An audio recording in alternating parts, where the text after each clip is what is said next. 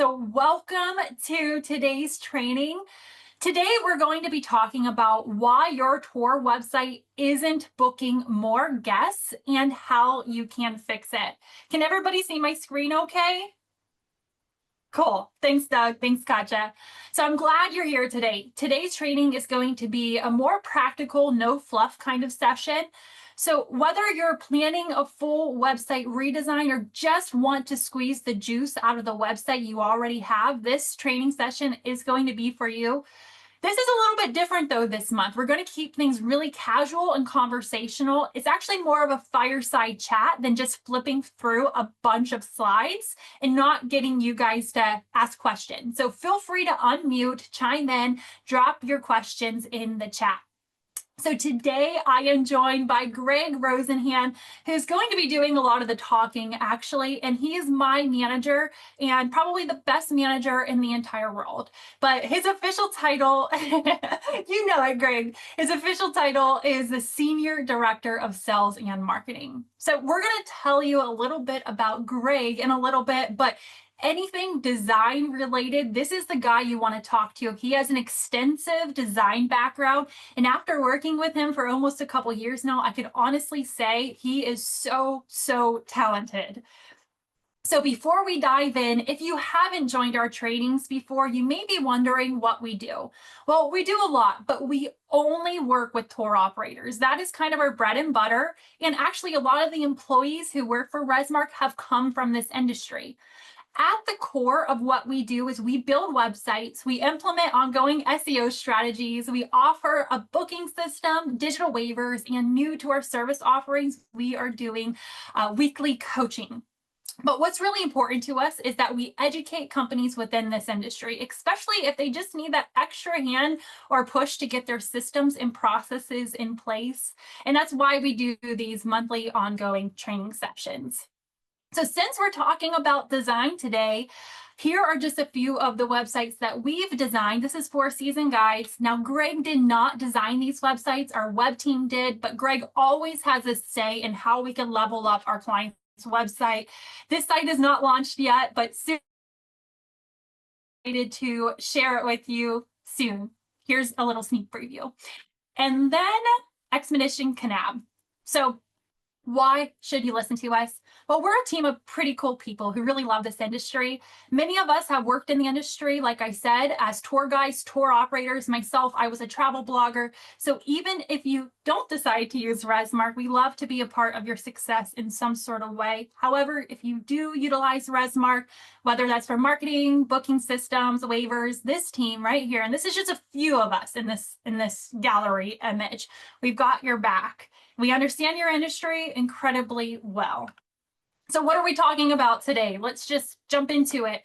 So the top things every website must do to increase direct bookings, why many tour websites look good, but they're not converting, some quick design, SEO, and branding fixes that you could apply now, and some real-time website reviews with actionable feedback. That is where you submitted your URL in the registration form. If we do not get to your website, it's not intentionally. We just don't have that much time in today's session. But if you'd like us to review your site and we don't get to it, I will drop my email in, or you can book a call and we'll definitely do that together.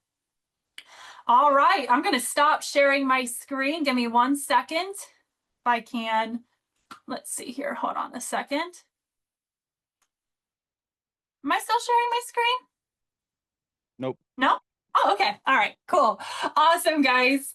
All right, so let's kick things off. Greg, can you tell us a little bit about your journey from, working with a big agency to now being so focused on the tourism industry, specifically your design background?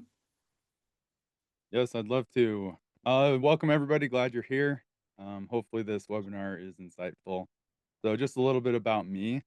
I started my career in Chicago at one of the world's oldest and largest ad agencies called FCB Chicago. You might have known some of their work. They did the Kmart ads called Ship My Pants. That's with a P. It was a really funny commercial. I didn't work on it, but I came in right after and got to work on some really cool things. I loved living in Chicago, got to experience living in or working in a big iconic building, the Hancock. This was the view from my apartment every morning. We lived on the 28th floor, which was the penthouse suite. Definitely not a penthouse suite, but on the top floor, right off Lake Michigan. And so I got to wake up to that every day. And then I also got to be there when the Blackhawks won their third Stanley Cup in 4 years, I believe it was. So that was super exciting. While I was at FCB Chicago, that's when I really got into web design and I started working on Cox Communications, which is like Xfinity if you don't know who they are. And so I sold TV, internet, and phone through a website. And there I really started to build my foundational experience in web design, understanding what, is good to do, what's not good to do, some of the best practices, and starting to hone my craft a little bit. We had a whole dedicated user experience team. We had an analytics team. We had copywriters, proofreaders, and we had a development team. So I only did the design side and I wanted to spread my wings. I got really excited about the user experience side of things and the development side of things. And so my wife and I decided let's go and find a different opportunity. And while we're young, let's move somewhere else. So she always wanted to live in North Carolina. So we packed our bags and moved to Wilmington, North Carolina, a beautiful beach town, well known for the movies and shows like One Tree Hill, The Summer I Turned Pretty, which my wife loves. Both of those are filmed here. And when we moved here, I went from working at a company of over 9,000 people worldwide to a company of 12, most of which had been there for 16 to 20 years already. It's called Morville Advertising and Design Group. And we mostly worked on really small businesses, local businesses, orthopedics, endocrinology, master plan communities like Brunswick Forest. I got to do a lot of print design here as well. So I kind of honed a different craft, but it helped me be a better designer overall. The biggest thing I worked on there was Kleinfeld Bridal. So if you're familiar with the show Say Yes to the Dress, this is the bridal company on that show. I have no clue how we got this business, but it was really cool to work on. And it really allowed me to do something I'd never done before, which was be a lot more feminine in my design. I had to scale back kind of some of the masculinity of myself and really hone into what women would want to see. And it turned out really great. So I was able to really start refining my skill set in user experience and development, learning to code, which all helped me in my design and understanding of what is good and what's not good practice. After another 2 years, we decided to move back to Utah. It's where I'm from, it's where my family lives, and that's when I found Resmark Systems. I've been in the tourism industry since 2017, and I love being back here, love being able to go to BYU football and basketball games. I'm a huge college sports fan, enjoying the mountains, and also working on just awesome websites. I love how how different all the tours are that I have had an opportunity to work on, all the tour operators, and it's really fun to kind of dive into that and see how many things are the same from industry to industry, but also there are some things that are unique to the tourism industry, and we'll talk about some of those a little bit later today. Awesome, great. Thanks for sharing that background. So, you obviously come from a background that, you've worked in various industries. What would you say are some of the challenges tour operators face that are unique compared to the other industries, like you kind of was talking about? Great question. I want to go through four that I've kind of thought about as I was preparing for this webinar. So the first one is selling an experience and commitment of time. So in the tourism industry, it's not like Cox Communications, right? With internet, I'm selling internet. The only thing that you have to wait for really is that like window of when the technician comes, which sometimes is awful. But besides that, it's click and you have it. Whereas in the tourism industry, you're really having to sell someone on most likely going to a destination somewhere that they don't live, taking potentially their family or other people and organizing everyone so that they show up to a location at a specific on a specific day at a specific time. So you're selling the experience, but you're also selling that time commitment, which is important as well. The next thing is guests have major concerns to think about. So they might be thinking things like, will the weather be good? Can I physically participate? Is it going to be worth my time and money? And these are questions that if you don't help them answer or ease those concerns, then they might move on to someone else because they need to have those questions answered. Whereas other industries, they can be a little bit more impulse buys. And some of this relates a little bit more to maybe a multi-day trip or something like that. Whereas, like a Hummer tour, maybe it's not as impactful to or not as important to know, like, can I physically participate? You're just gonna go get in the Hummer and go do a 2-hour tour. But there still are different concerns of like, what if I get a flat tire? And I'm late to my next tour or something like that. So finding ways to really help them through this process is extremely important.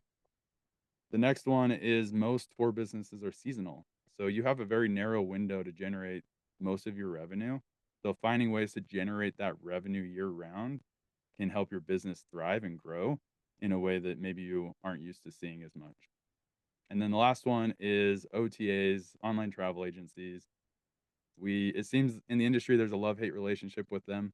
We love them because they sell our tours for us, and some people rely a lot on OTAs, but we kinda don't like them as much because they also take high commissions, so they're taking a big percentage out of what you could be making if you were selling them yourself.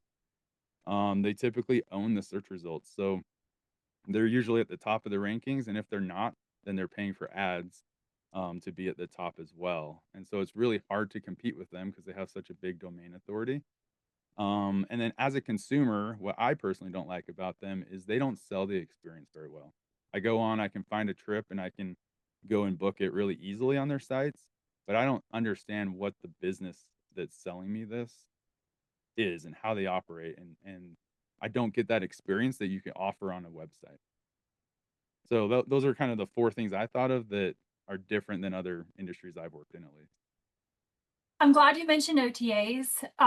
One thing as a consumer, why sometimes, I mean, now being in the industry, I don't do this, but I would go to TripAdvisor, get your guide and whatnot, is because it provides a lot of trust. People tend to trust, TripAdvisor. People tend to trust Get Your Guide. It's just that trust factor. So as we're going through this presentation, just think, how can we provide that trust on our website for those consumers that are relying on something like, an OTA because they trust it?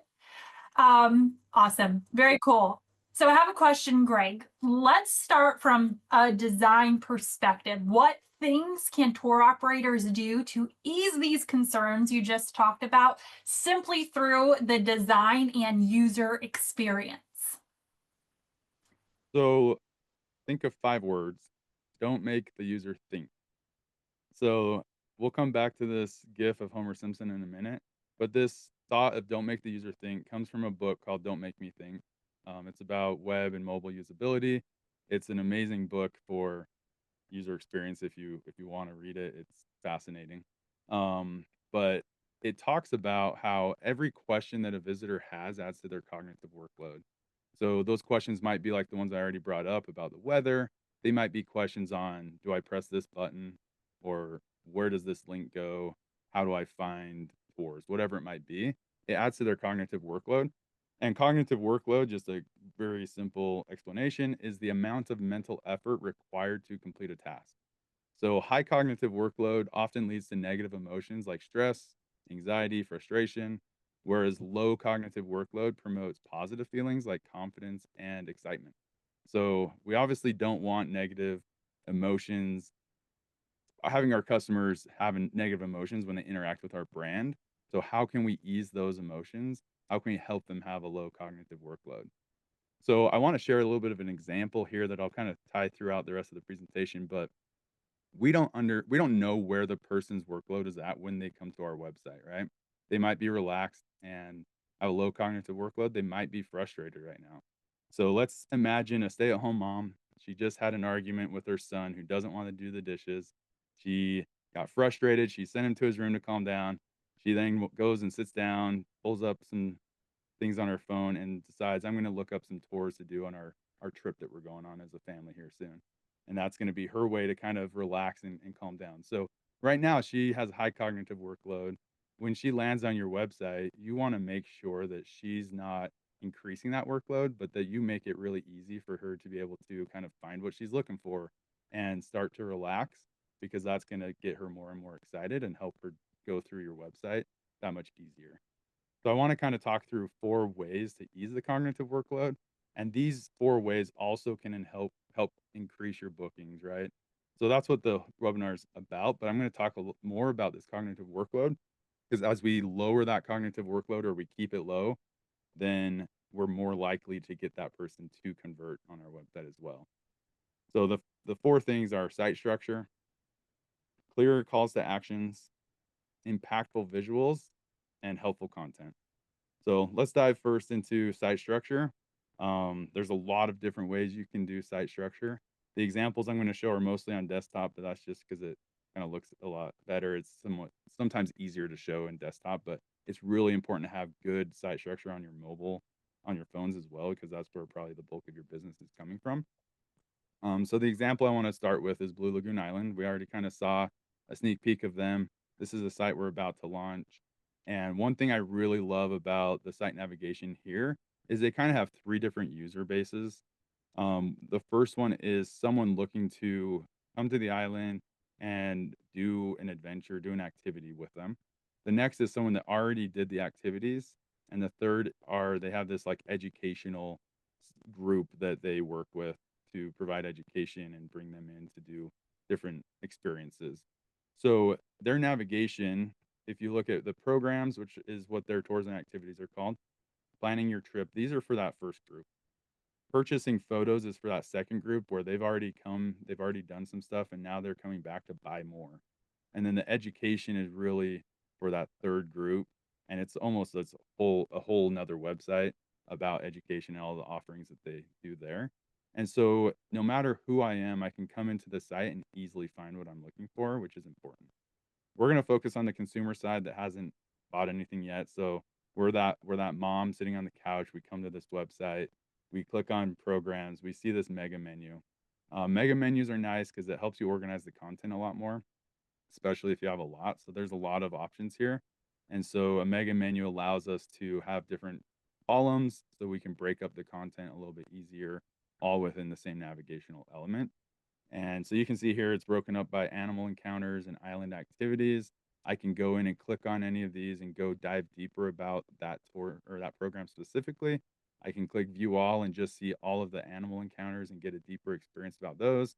Or I can click this and see all the programs and kind of understand what all of them are, how long they are, and dive in a little bit deeper from there. Now, if I'm that stay at home mom, I'm coming through these, I'm frustrated still, I'm looking, and I see this adults only beach day. Like, that sounds really nice to me. I might be like, "Hey, I'm gonna go dive into this adults beach day, and I'm gonna send my spouse with the kids to go do something else for a day so I can just relax and hang out, decompress, and then I'll go do the other stuff with them." So it allows her to really easily navigate and find what's gonna be interesting to her, but also her family as she's searching. So the next one is going under plan your trip. She might have questions, she might have other things that she's trying to piece together with this trip. This is a great way of showcasing those and answering those questions in an easily, navigable, I don't know how to say that word, easy way to navigate, um, within this section. So you can see the FAQs, the local weather. So maybe she doesn't know when hurricane season is. She clicks on local weather and sees like, oh, that's now. Maybe we don't want to go at that time. So it's just really easy to find what you want. That is key.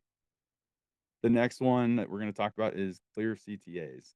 So going back to the kind of don't make me think book, he has these 2 graphics in there that talk about CTAs and how to design them and how to label them as well.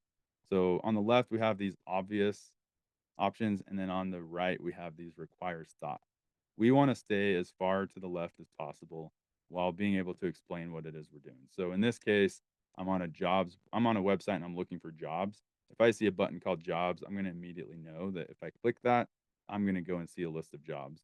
Whereas if I see Joborama, I don't really know if that's a listing of jobs or is that an event.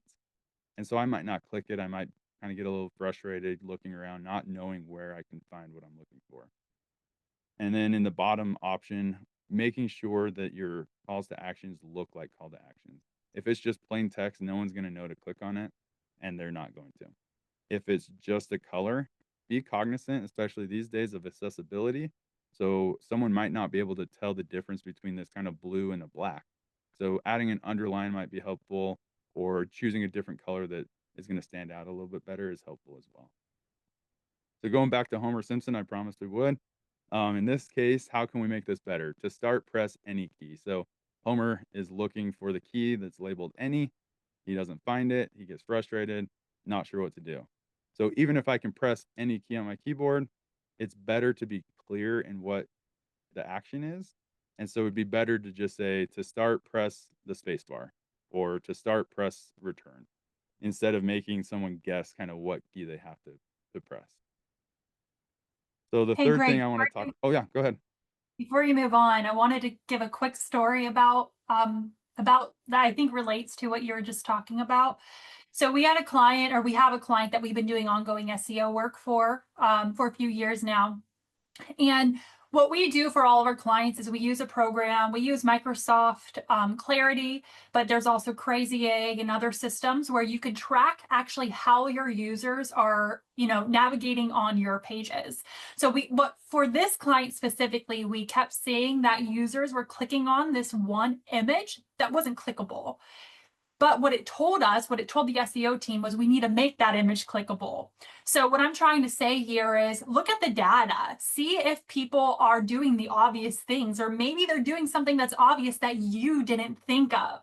So anyways, and the tool we use is, like I said, Microsoft Clarity. It's a great tool to be able to kind of track where people are navigating on pages so you could actually see. Yeah, and if we go back to this slide here, there is this employment opportunities, which millisecond of thought, but it's still a good one. We still know it's jobs, and so definitely test your calls to actions and everything we're talking about today to see what's going to work best. Because maybe employment opportunities, even though it's not as clear as jobs, maybe it performs a lot better than jobs for your user base. So that's a great point, Nikki. The next section I want to talk about is impactful visuals. This is my favorite part in this industry just because you all offer such awesome adventures and tours and activities, things that you do that can really draw people in. It's a lot more, exciting than like maybe a dental implant or something that's maybe not as exciting to showcase. So in this first example, we have Mikado tour or Mikado safaris here. And this image, a few things that are just going really well for this. One, high resolution. It's not grainy.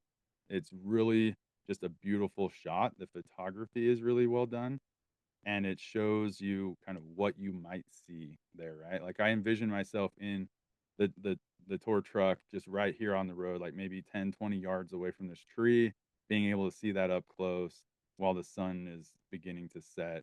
Like it looks amazing, looks beautiful. If I'm that mom, it's starting to calm me down to be like, ooh, this is gonna be a really fun trip for us.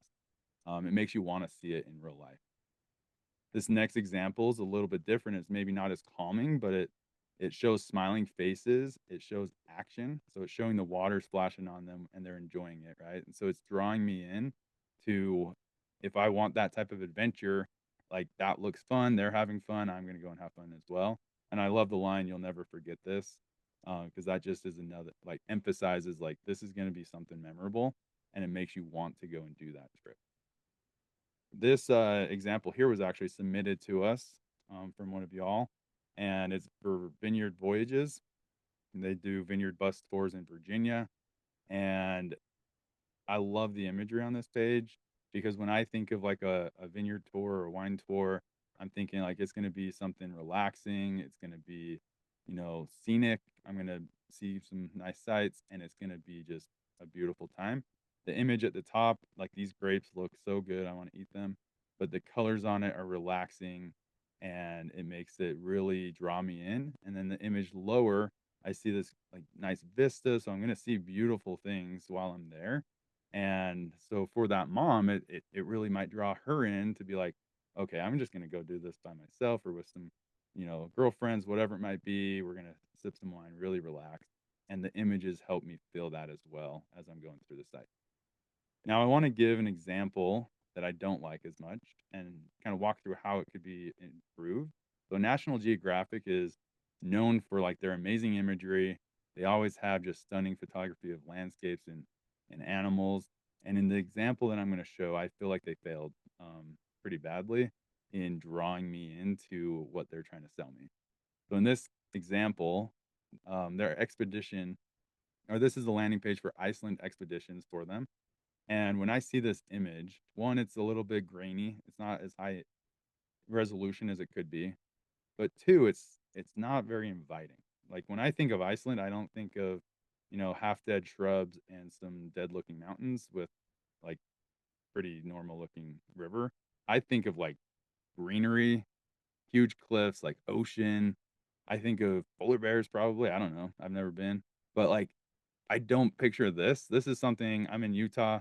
I actually have mountains that are outside my house that look somewhat like this. So for me, like why am I going to go to Iceland to see this?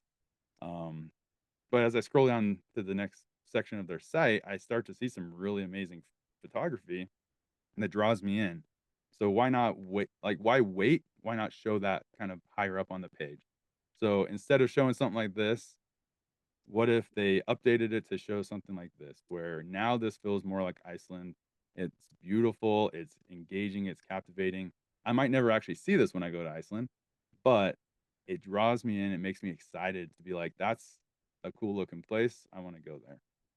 Quick side note that just popped in my head, but I actually, when I was working on our Resmark website, this was 5, 6 years ago, I found an image of a lake that I put on the website, and I fell in love with it. It was so beautiful, that I actually booked a trip to go there. It became my bucket list item.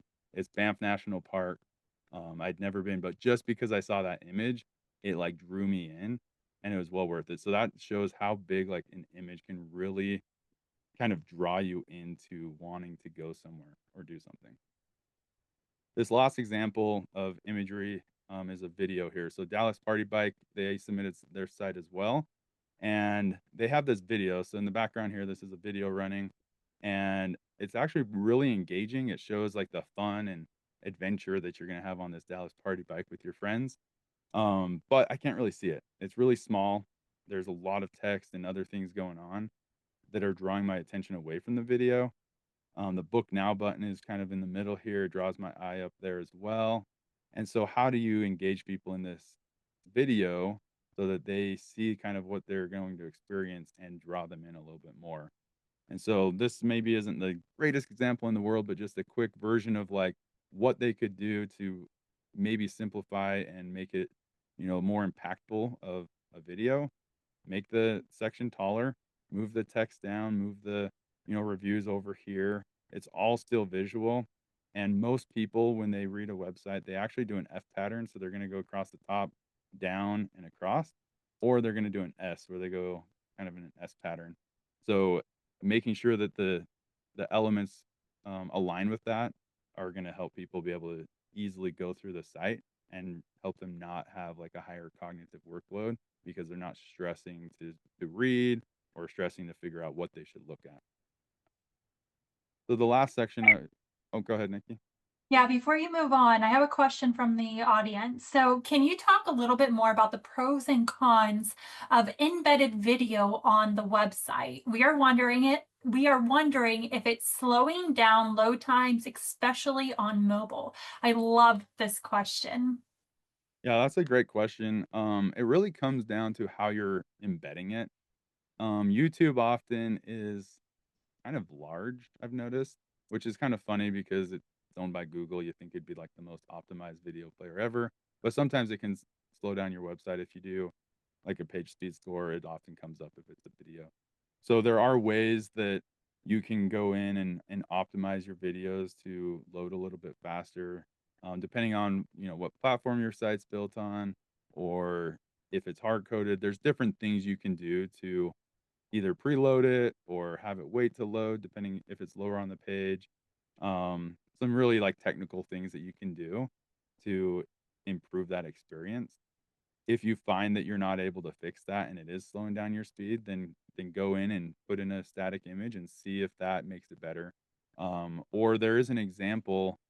Um, Actually, I'm gonna go off my script just real quick. Well, maybe I won't because I don't know what the website is, but there's a good website that I know of that they have like just a little play button at the bottom. It says like play video. And so instead of loading the video, They have a stunning image. You click on the button, and then you can watch the whole video.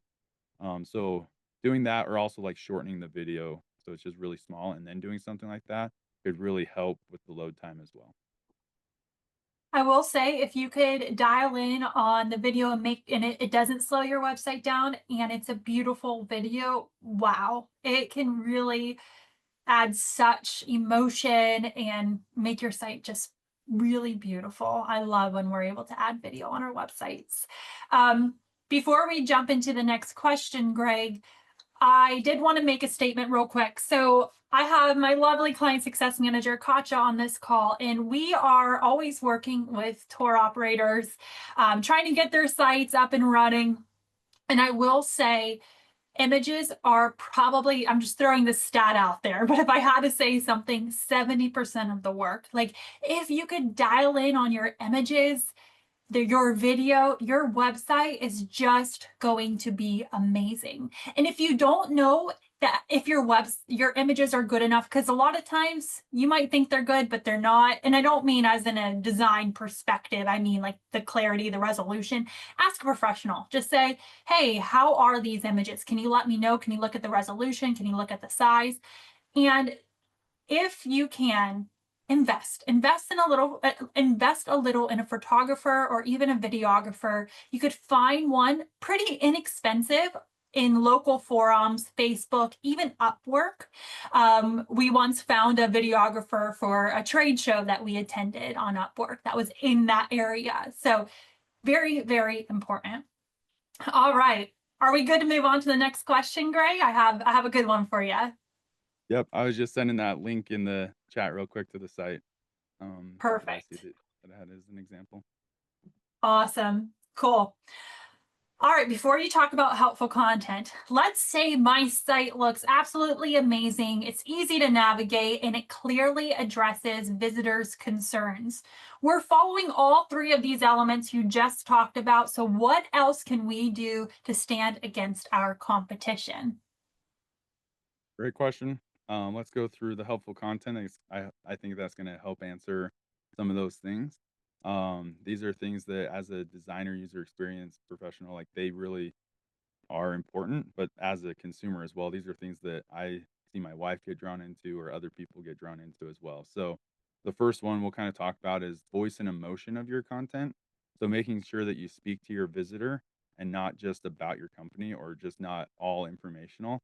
There are certain places on your website where being informational is great, other places where you want to, really elicit that emotion. So this is actually when I was researching for Banff National Park. They have really nice text like mountains of fun, feeling stuck in your boring everyday routine. It's time to embrace adventure. It's really start the way they're talking speaks to me, and it's also broken up in a way that's really easy to scan and read without having to stress and figure out what I'm trying to read here. This example is one that, when I was booking, it actually was not a good example to me. The text is really hard to read. There's a lot of it for what it's telling me, and it's not scannable. I see that it's float trips, but if I were to scroll up, it actually says the same thing right above it, and then the tour. So if I just scan, I don't really learn anything. If I start reading it, it's just extremely informational. And there's some good information in here that should be pulled out, that could quickly, you know, turn people away in a more positive way than what they're doing. So right here it says, this is not a whitewater trip. No big splashes or waves crash into the boat, and there is no rapids on this trip. So for someone like me, probably don't want to do this trip. I like the adventure. And so knowing that is great. But how could we flip that to be more positive, right? That's a kind of a negative thing. Like when you read it, you're like, well, this sounds boring.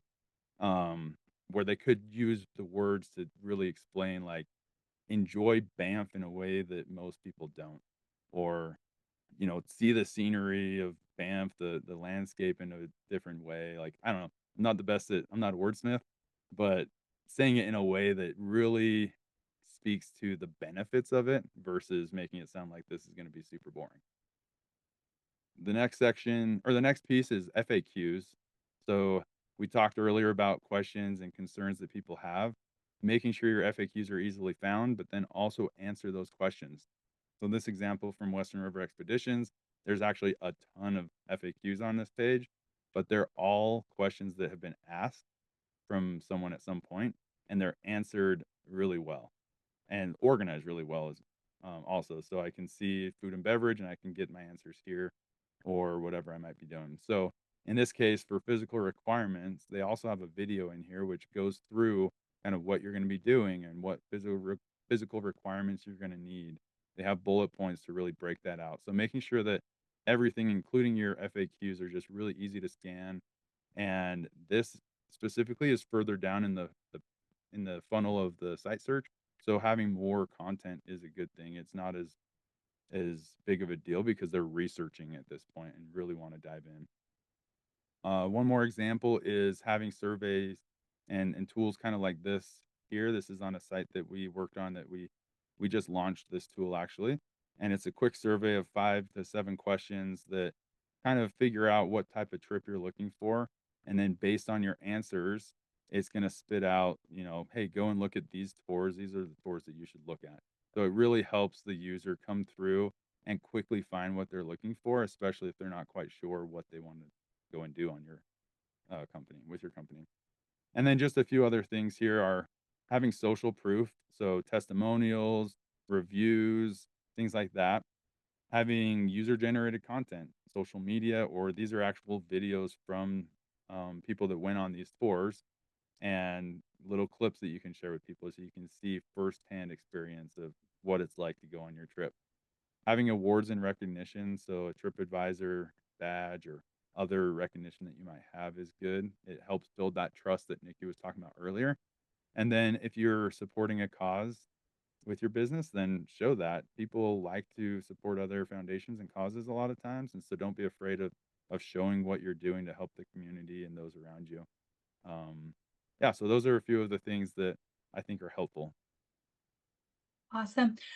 Before we move on, I'm gonna hit when you talked about voice and emotion of your content. So a few months back, Brandon did an amazing workshop series, a 5-part AI workshop series where we can utilize and leverage AI to help create content, to help create blogs, FAQs, email content, all of that. We're not relying on AI. It still needs to be in your voice, your tone, and convey your emotion, but we're leveraging AI to help us be efficient. So I'm just going to drop that in the chat, guys.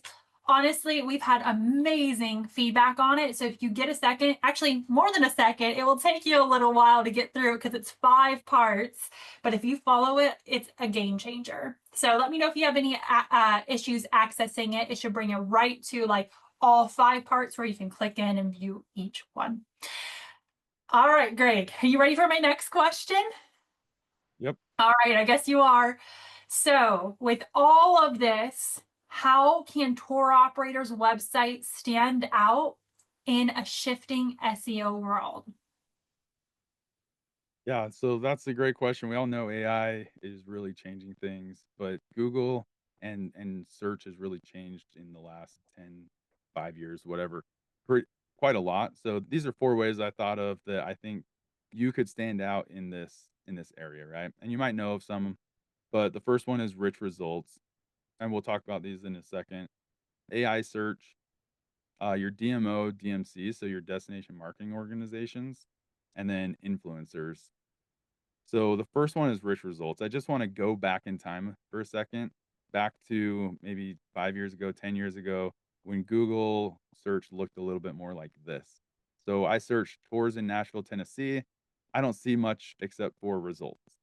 It may have even been more simple than this 10 years ago, but I really only see 1, 2, maybe 3 sponsored ads. They're pretty small, pretty insignificant. The top 3 ranked sites are right here above what used to be called the fold, in the first, pane that you see, and it was a lot more simple back then. If you were ranked number 1, it meant kind of a lot more than it does now. So as we go through time, now this is what we're starting to see more of. We're seeing these rich results. In this case, this rich result is actually showing in the sponsored ad. So it's not necessarily a rich result, but it's, a bigger sponsored ad section. We're seeing this piece about Nashville that might draw you away from what you're searching for. And now you can see The number one ranked site is barely on my page. We go a little bit further to where we're at now, or no, this is actually just down the page, sorry. Scrolling down the page a little bit, so the number 1 is in view. We can see the number 2, we can see these rich results of people also ask, and this activity and tours section. And if you remember what I said about OTAs before, they often own the results. So the top 5 things that you see here, 4 of them are Viator and TripAdvisor. So they have 2 ads here, and then they're ranked number 1 and 2, and then they're probably selling some of these trips as well. They might be in here. So it's hard to compete with them at times, but there are ways, especially with how Google is changing things, that you can compete with them. And then this is just a view going down a little bit more on the page to see some of the other rich results. And that this is the first like non-OTA listing, and I've already scrolled down the page like 3 screen views. So that kind of brings us to AI search. So coming to today, this is a lot like what a search looks like. So before I was searching tours in Nashville, Tennessee, right? That's a lot like how people search things back then. Now it's becoming more and more conversational. So this is an example of how it may have shifted to what are the best tours in Nashville, Tennessee. So it's not just quite as simple, starting to be a little bit more conversational. We get an AI overview, and now in this case, none of the ads, none of the rankings are even showing. We just get whatever is showing in here. So making sure that you show up in these AI overviews is incredibly important.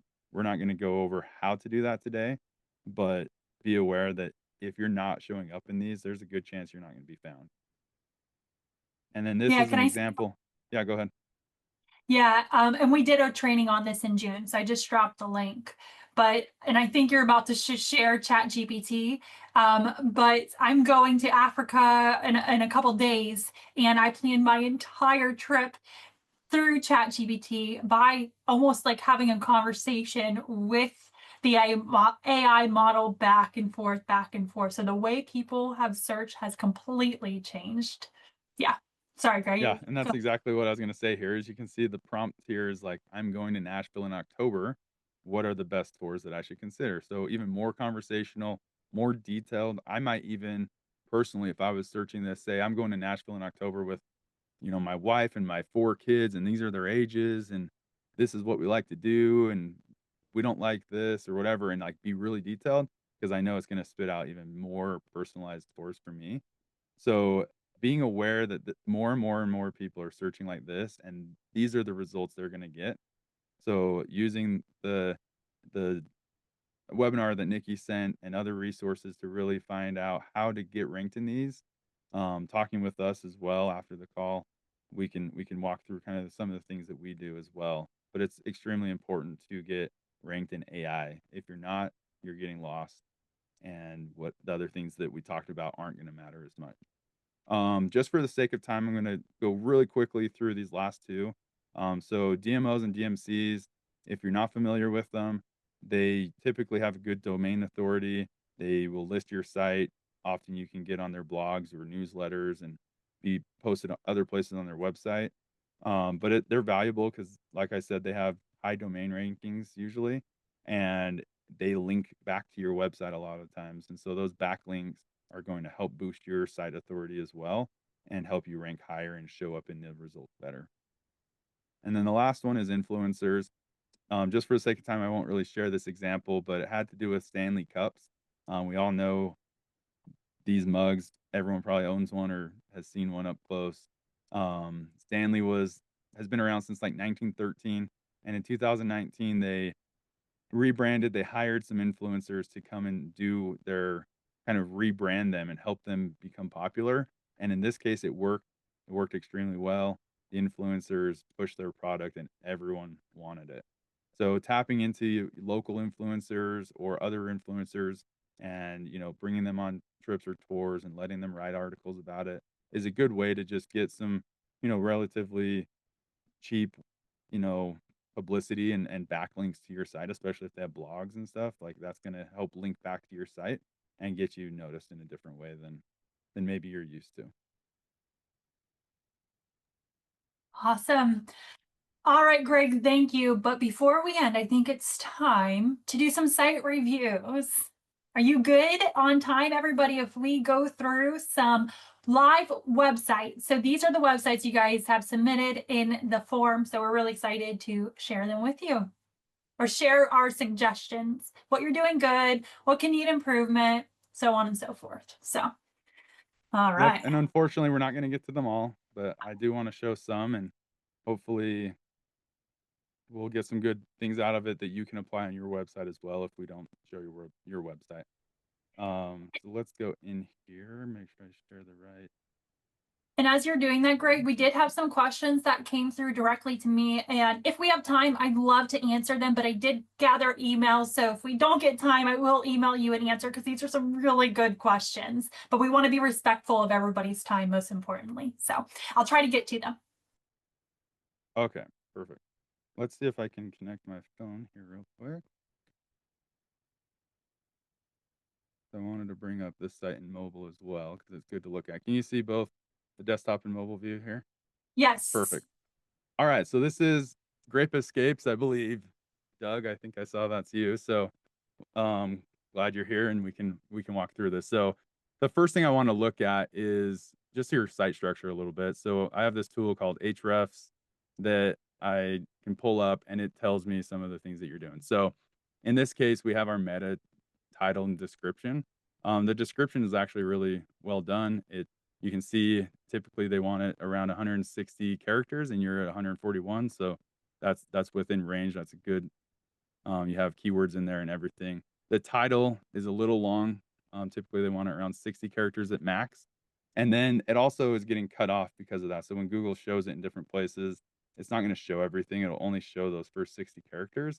So making sure that you have the most impactful, words or phrases earlier on is gonna help you here. So, I'm gonna butcher how to say these, but the Pentagon and the Okanagan, yes, hopefully those are right, probably not. Those are the locations that you're wanting to rank for, so making sure that they're for sure visible is gonna be helpful there. As I scroll down here too, our heading structure is extremely important to Google.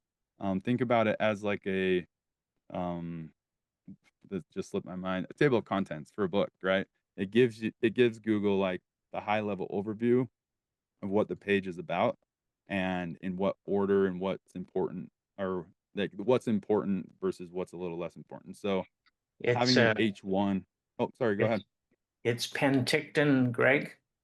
Penticton. Okay. Penticton in the Okanagan Valley. Okanagan. So I missed them both. Darn it. I said I wasn't a wordsmith. I'm not good at pronouncing things either. But in this case, you can see it's kind of flagging like the first heading is not your H1. So on your page, your first heading should always be your H1, and your H1 should be focused on the keywords that you want to rank on that page. So in this case, your H1 is wine tour gift certificates. That's probably not what you want your homepage to rank for. So shifting that so that it's maybe, book your, I already forgot how to say that, wine tour today. That would be a better H1 than the wine tour gift certificates. So adjusting the header, organization here is going to be the first thing that I would kind of do. First easy thing that can go in and really help your site in while Google comes through your site knowing what it is you're doing. So I think you have a really good layout here. There's a lot of good things going on. When we talk about the cognitive dissonance, there's some things that can cause some of that I see right off the bat. So the first thing is we have this join our newsletter banner at the bottom, and the X is like barely showing under the call us. And then if we go back to mobile, oh, it's not showing right now, but probably because I already saw it earlier. But it was taking up most of your screen. All you could see was like the top part of this image. So making sure that you can see things and be able to click them is going to be helpful. So like moving that X or moving the call us up so that it's really easy to click out of that is helpful.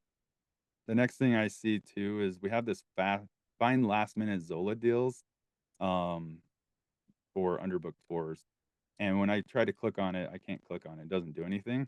It does say follow the pop-up prompts, but I'm not seeing any pop-ups unless it was that join newsletter. So now I'm starting to get a little confused, like, oh, I just clicked out of that newsletter. Maybe that was it. How do I get back to that? So making this clickable is going to be helpful. And then also people probably don't know what Zola is, so that might cause some confusion as well. Like, what's Zola? It might just be like find last minute deals, and they can go in and find those. Unless it is specifically going to like a Zola thing that's other tours that aren't yours, then maybe that makes a little bit more sense. Um, and then just a few like usability things. Typically, your logo is going to be clickable, and it links back to your homepage. So something I would test, having home in your navigation is kind of an outdated thing now. Depending on your demographic, it could still be important to have, but I would test linking your logo to your homepage and removing home and seeing if that affects your conversions at all. If it goes down a little bit, maybe bring home back. But it just what that does is it helps simplify the navigation so that people are seeing the things that they need to see first. And then just one last thing I'll call out is going through the site, especially on mobile. Let's pull that back up. These gradients, especially on mobile, are really just breaking up the flow of the website. Like you have these big gaps where it kind of just broken. Whereas this section, like it looks really clean, it's really easy. So cleaning up some of that just to refine it a little bit could be, something that just helps the website flow a little bit better and causes a little bit less of that cognitive load. So there's a lot of great things. You have the trust badges, you have good language on the site as well. So you're doing a lot of good things, but just from a design and kind of user experience side of things, those are a few, I think, quick wins that you could implement that could potentially go a long way for you. All right, let's pull Thank you, up Greg. one more. Appreciate that. You're welcome. And we can obviously, Scott's on the call. He's our sales guru. Um, join a call with him. He's going to be able to go through these things in a lot more depth as well. Um, but the next one I And want as to kind of, and oh, go just ahead. real quick, as another Canadian on the call, I'll work on with Greg on Okanagan and Penticton. Thank you. I only know Banff. That's all I know. It's not far. Oh, really? Maybe I need to go. All right, let me share one more. I think we have time for one more. Um, so this one, I don't know if you're on the call or not, but private tours of New York City. So this is obviously private tours in New York City. So understanding the location and that there's like amazing views here, right? So this image to me, it's a little blurry, you can see. So finding an image that's, a little bit more crisp is going to be nice, but it is a beautiful image. But on my screen, and I am on a big screen, but even if I take this down to more of a laptop size, you can see that there's not much in the window um, that's calling me to do anything. So in the case of my big screen, I see literally nothing except for the navigation. Here, it's kind of repeating what I already see in the label here, which is okay if this is your logo. But if we look at the hrefs again, which for some reason taking a second to load. Oh, there we go. Just real quickly, we have a good title here. We have good description, but the heading structure again is not quite right. So there isn't an H1 on the page at all. So that's the first thing I would change is probably making this your H1, private tours in New York City, or potentially this one here as your H1 because I think that's actually the logo because I think it's live text. So making that little quick change is going to help. Besides that, the site structure, the heading structure looks pretty decent. As we scroll down the page, a few quick wins is something that's going to increase cognitive load is the length of your text. So in this case, it goes pretty wide on the page. If you've ever read a book that's like 2 feet wide, it would be really hard to read unless it was in columns, and there's a reason for that. Your brain starts to see fatigue when the lines get too long, and so reducing that down and making it maybe the same length as this section here will help people be able to read it and scan it a little bit easier. I love having these, user generated images here. I would maybe move it down the page just a little bit because when I look at most of them, they're not really telling me that it's in New York. This could be anywhere, that could be anywhere. If you're familiar with Central Park, I'm pretty sure that's in Central Park. Um, and so like finding images here that really showcase New York might be a little bit more impactful while also showing the people. And then one last thing I would do here is I love this layout. It looks really nice, but the way it's set up right now, it's really kind of hiding the imagery. And the imagery, you have some really great imagery here. And so if we come in, let's see if I can find it real quick because I think it's right here somewhere. Yeah, so there's this overlay color. And the reason this overlay color is there is to make it so that we can see the text, right? Because if I go like this, now some of the text is really hard to read. And so doing it, you can actually do it as a gradient. So it's darker at the bottom and lighter at the top. So that way you still get to see like the clearness of the image while also being able to showcase the text as well. I said that was the last thing, but I just noticed this as well. This is I've seen this on a few of the other sites that were submitted as well. Centered aligned text is great when it's used in small chunks. It's not great when it's used in big chunks like this. So this causes a lot of fatigue on the brain, increases your workload, and makes it just really hard to read, especially bullets. And so I would just left align all of this and maybe find a way to organize it better. So maybe there's an image on the left or the right, reduce the length and width of the text, but then just left aligning when you have a lot of text is going to be key to allowing people to really just easily scan and easily read what you have going on that page. So that's a few things I would do there. Nikki, I know we have like 4 minutes left. Yeah, I have two questions if I could possibly get to them Yep. in time.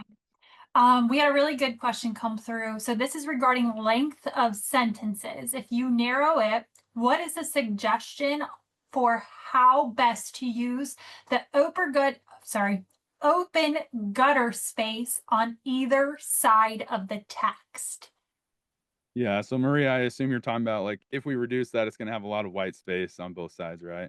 So using imagery, using some other graphic, maybe there's some cool graphic you can have, or even splitting up the text if necessary to maybe have some text on one side, bullets on the other, things like that are going to make it still feel like the site is, the space is being utilized, but also allowing people to read the text easier. So you wouldn't suggest making references to other trips that they could sign up for? I mean, essentially creating more text that leads you somewhere else. You would suggest using imagery to reinforce the text that you're currently reading. Yeah, that's what I would suggest because in Don't Make Me Think, he also talks about how like people don't read, and it's probably gotten worse with TikTok. And myself as a consumer, which is like a faux pas to say as a UX designer, but I don't read. A lot of people I know don't read the text, and so making sure it's as scannable as possible is going to be ideal because if I'm interested in it, then I'm going to dive in deeper to read more. But if I'm not interested in whatever that section is, then I might just skip it for now. And so having imagery or graphics that reinforce kind of what's there, I can see it in an image or a video without reading. And now my brain sees it immediately and I can kind of move on or dive in deeper if I need to a lot quicker. It makes sense. Thank you. You're welcome. All right, Craig, I'm going to try to squeeze one more question in because I think you'll like this one. So I'm reading it verbatim. Over the years, we've learned that our clients are looking for an authentic, personal experience, not a generic large group tour. We found that sometimes photos that are too professional or polished, like something you might see from a big company like National Geographic, can feel a little too formal and not quite in line with our trusted friend approach. What are your thoughts on finding the right balance? How can we use high quality, beautiful images that still feel genuine? And I feel like we're working on something internally that aligns with this, Greg. So I would love to get your thoughts. Yeah, we actually are working on something like that. Yeah. So I think it depends on what type of tour you're doing. Let's envision it's, something with landscape. Like you can still pull them in with that first hero image and have it be something that's really going to draw their attention. and make them want to go. Like, let's go back to that Banff example, right? Like, if I was looking at going to Banff National Park, is it better to draw me in, even if it's like a very specific, maybe it's just a two-person tour, is it better to draw me in with a picture of like, some faces that are in front of, I don't know, the forest, because there's beautiful forest there, or might it be better to draw me in with like a beautiful picture of Moraine Lake? There can still be people in it, but just really knowing like what's going to draw your customer in, and some of the resources that Nikki's sent, I think, go over some of the ideal customer profile stuff, which is really finding out who is your ideal customer profile and what are they looking for, understanding their needs. So I would suggest looking at your reviews, if you have reviews, or looking at reviews of your competition and seeing what are people saying. There might be some nuggets in there that they're talking about specifically. And if there's like a certain, view that they're seeing, or a certain piece of what you're offering that a lot of people are talking about, like try to showcase that, whether that's with, the small group of people or just a nice picture without. And then when it comes to like being too high end looking or not, um, we're not saying go out there and hire National Geographic people, but understanding like photography a little bit, or having someone that does, is just going to frame people in the right space so that they're in, there's a rule of two-thirds, or rule of thirds in photography and design. And so making sure that it's following those is just going to make it that better of an image. Or also thinking ahead, I had this issue with a site I was working on this week actually, where they had some great imagery of people in their images, but they have these big mountains, and the mountaintops are like clear up here and the people are down here. It makes it almost impossible to use as like your main image on a website. Because you're either going to cut off the mountaintops, or you're going to cut off the people's bodies, or them completely. So when you're framing the pictures, making sure that you angle it in a way that like they're closer so that you can use it in different ways is a great way to look at your photography. Hopefully that helps answer the call. If not, or answer the question, but if not, we're happy to talk about it more on a different call as well. Awesome, everybody. So first, I want to thank you all for joining in on today's training. We try to do these monthly. Sometimes it happens every other month, but we'd love to have you join us on our next training, which is end of October, actually. But if you have any topics you want to learn about, please shoot us an email with your suggestions. We'd love to hit on that. For example, I had somebody just tell me they wanted to learn more about retargeting ads on Facebook, and that's kind of like where I love to talk about. So happy to do something like that. Of course, if you want a free audit, personalized recommendations, scan that QR code, and you have my email, my cell phone. So let us know if you need anything. And the replay will be up probably in the next few hours. So thank you all again. And I hope you guys enjoy the rest of your day.